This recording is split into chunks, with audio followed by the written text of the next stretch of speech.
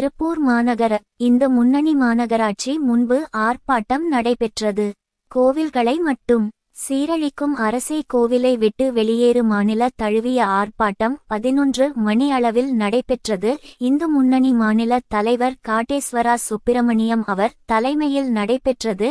கிஷோர்குமார் மாநில பொதுச் செயலாளர் ஆர்ப்பாட்டத்தில் காவல்துறையால் அனுமதி மறுக்கப்பட்டது. அதை முன்னிட்டு 2000 பேர் கலந்து கொண்டனர். ஆர்ப்பாட்டத்தை தடுத்து நிறுத்தி காவல்துறையினர் சிறைபிடித்தனர்.